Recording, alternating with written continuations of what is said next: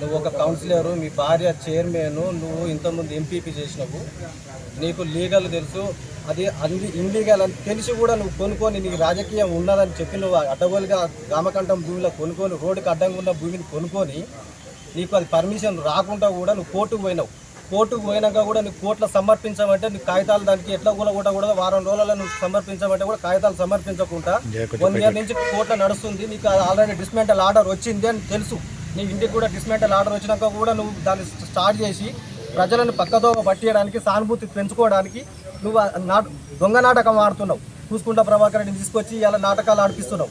నీకు తెలియదా అది కూలగొడతారని తెలిసినాక నువ్వు అది స్లాప్ వేస్తానికి ప్రయత్నం చేసి నైట్ అది కట్టించుకోవడం చేస్తున్నావు.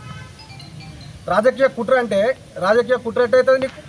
నువ్వు కాంగ్రెస్ పార్టీలో గెలిచినప్పుడు రాజకీయ నన్ను కూసుకుంటా ప్రభాకర్ రెడ్డి ఇబ్బంది పెడుతుండు, నా రియల్ ఎస్టేట్ నాకు అక్కడ అడ్డం వస్తున్నాడు, నన్ను బ్లాక్మెయిల్ చేస్తున్నాడు. సార్ నేను కాంగ్రెస్ పార్టీలో ఉండలేను సార్, నాతోటి చెప్పినావు. నువ్వు వచ్చి నేను వెళ్ళిపోతా, నేను కాంగ్రెస్ పార్టీ నుంచి వెళ్ళిపోతా, నన్ను ఇబ్బంది పెడుతున్నా, నేను నష్టపోతున్నా, నాకు కోట్ల రూపాయలు నేను భూముల మీద పెట్టినా, అక్రమంగా అక్కడ నాకు అడ్డుపడుతున్నాడు, నన్ను బ్లాక్మెయిల్ చేస్తుండు అని చెప్పి కూసుకుంటా ప్రభాకర్ రెడ్డి బ్లాక్మెయిల్ చేస్తున్నా అని చెప్పి నువ్వు వెళ్ళిపోయిన వ్యక్తివి. నువ్వు నీ భార్యతోటి ప్రెస్ మీట్ పెట్టించి, అదే చైర్మన్ తోటి ప్రెస్ మీట్ పెట్టించి నా భర్త నేను కూసుకుంటా ప్రభాకర్ రెడ్డి ఇబ్బంది పెడుతున్నాడు, నా భర్తకి ఏమైనా అయితే కూసుకుంటా ప్రభాకర్ రెడ్డి బాధ్యత అని చెప్పిన వ్యక్తివి.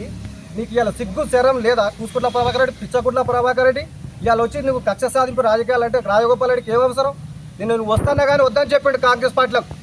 దొంగ ఇట్లాంటి వాటి వ్యక్తిని మనం తీసుకుంటే ప్రజలు మనల్ని దొంగలు అంటారు. అట్లాంటి వ్యక్తిని వద్దని చెప్పిన రాజగోపాల్ రెడ్డి నిన్ను కాంగ్రెస్ పార్టీలకు రావని చెప్పినారు ఎవరైనా నిన్ను? నువ్వు వస్తే ఎంత, నువ్వు రాకపోతే ఎంత? నీలాంటి వ్యక్తులను 100 మందిని తయారు చేస్తాడు రాజగోపాల్ రెడ్డి. కక్ష సాధింపు రాజకీయాలు అంటే నేను ఒక రాజగోపాల్ రెడ్డి అభిమానిని అయినందుకు నన్ను ఉద్యోగాల నుంచి రిమూవ్ చేసిన మీ పుట్టోడు జగదీశ్వర్ రెడ్డి మీరంతా కలిసి ఇబ్బంది పెట్టి నన్ను రోడ్డు మీద వేసారు. కానీ మేము ఏ రోజు ప్రెస్ మీట్ పెట్టుకోలే కదా. పెట్టి నాకు కక్ష సాధింపులలో నా ఉద్యోగం పోయిందని కూడా చెప్పలేరా? చిల్లర ప్రభాకర్ రెడ్డిగా చిల్లర తోకలేకనా మీరు ఆ రోజు లేరా? బీసీ నాయకుడు అని మాట్లాడుతున్నావు. నీకు ఆయన నీకు తెలియదా? నేను బీసీ నాయకుని ఒక ముదిరాజు బిడ్డని ఉద్యోగంకి వెళ్ళి రిమూవ్ చేస్తున్నప్పుడు మీకు సిగ్గు శరం లేదా?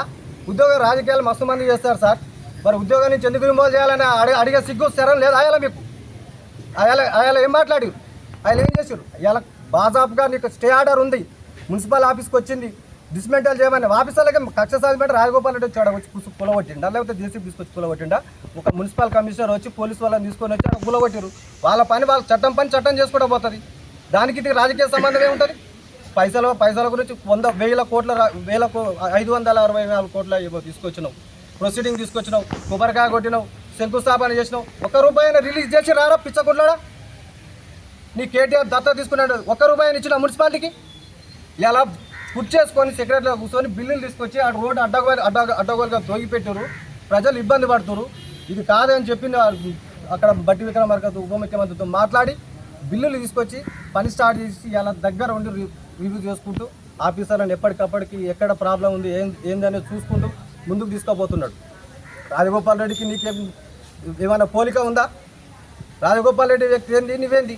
నువ్వు కమిషన్ల కోసం గెస్ట్ హౌస్ గురించి మాట్లాడుతున్నావు, అది మన క్యాంప్ ఆఫీస్ గురించి మాట్లాడుతున్నావు ప్రభాకర్ రెడ్డి. నీకు కమిషన్లు తీసుకుంటానికి దానికి అడ్డగోలుగా చేస్తే దాన్ని సొంత పైసలు పెట్టి చేయించారు. సిగ్గు లేదు నీకు? అది చూడు ఒకసారి. నువ్వు ఉన్నప్పుడు క్యాంప్ ఆఫీస్ నువ్వు ఓపెన్ చేసినావు కానీ నీ మంత్రులను తీసుకొచ్చి ఇప్పుడు పోయి చూసుకో దాన్ని ఎట్లా ఉందో.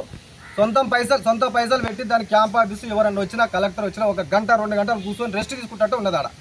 నీకు అయాల ఉన్నదా? నువ్వు కూడా కూర్చోలేని పరిస్థితి నీకు అయాల. కాంట్రాక్టర్లు అక్కడ కమిషన్ తీసుకుంటే ఏం పని చేస్తారు దాన్ని? నువ్వు కమిషన్ల వ్యక్తివి. నువ్వు ఒక్క వర్క్ కూడా కరెక్ట్ చేయకుండా సీసీ రోడ్లో పోతే, ఎక్కడ ఊర్లలో పోతే సీసీ రోడ్లు అడ్డగోలుగా ఎప్పటికీ నువ్వు ఉన్న 5 ఏళ్లలోనే మొత్తం ఎక్కడికక్కడికి పోయినాయి. ఇలా వర్షాలు వస్తే గుంతలు పడుతున్నాయి, సీసీ రోడ్లు గుంతలు పడుతున్నది. నాసి రకం వాడించి కమిషన్లు తీసుకొని మీ లీడర్లు కకృతి పడి ఇలా ఉన్న లీడర్లు తోకలంకన్నా కానీ ఉన్న టీఆర్ఎస్ లీడర్లు గ్రామ పంచాయతీ కేటాయించినటువంటి అప్పుడు గ్రామ పంచాయతీ కేటాయించిన భూమిని 10% దాన్ని దొంగ పట్టాలు చేసి దొంగ పట్టాలు అమ్ముకొని ఇలా ఏదో సానుభూతి పొందడానికి ఎక్కడ ఉంటుంది? ప్రజలు కూలగొట్టమనేరా దాన్ని. రోడ్డు అడ్డంగా ఉంది సార్, ఇది ఒక్కటి ఎట్లా ఉంటుంది సార్, మీరు ఏం చేస్తారు సార్ అని రాజగోపాల్ని అడిగితే రాజగోపాల్ రెడ్డి ఆఫీసర్లకు చెప్పిండు. దాని కథ ఏందో, దాని లీగల్ ఏముంది, కాగితాలు ఏమున్నాయి, ఎక్కడి నుంచి వచ్చిందో దాని కథ ఏంది ఇవ్వని చెప్పి తీసుకొని కోర్టుకు పోయారు. ఆఫీసర్లు కోర్టుకు పోయారు. కోర్టులో నువ్వు పోయినా కోర్టుకు పోతే నీకు పర్మిషన్ రాకపోతే వాళ్ళు కోర్టులో 7 రోజులు టైం ఇచ్చారు. టైం ఇచ్చినాక నువ్వు ఎక్కడి నుంచి వచ్చిందో చూపించమని చెప్పారు. చూపించలేకపోయినావు. డిస్మెంటల్ ఆర్డర్ వచ్చింది, నీకు తెలుసు కూలిపోద్దని తెలుసు. నీకు పర్మిషన్ ఉంటే, లీగల్గా పర్మిషన్ ఉంటే నీకు ఆఫీసర్లు ఏం చేస్తారు? రాజగోపాల్ రెడ్డి ఏం చేస్తాడు? కాంగ్రెస్ పార్టీల నాయకులు, మున్సిపల్ నాయకులు, మండల నాయకులు ఎందుకు చేస్తారు? నీకు నీ ఇల్లు వచ్చి కూలగొట్టిరా? నీకు లీగల్ ఉంది, నీ ఇల్లు వచ్చి కూలగొడుతున్నారు ఏమన్నా? ఖబర్దార్ తోకలంక నా కూసుకుంటా ప్రభాకర్ రెడ్డి, రాజగోపాల్ రెడ్డి పేరు ఎత్తుతే మీరు మళ్ళీ ఊర్లో కూడా బట్టలు కూడా ఉండే, బట్టలు కూడా కొడతారు మిమ్మల్ని.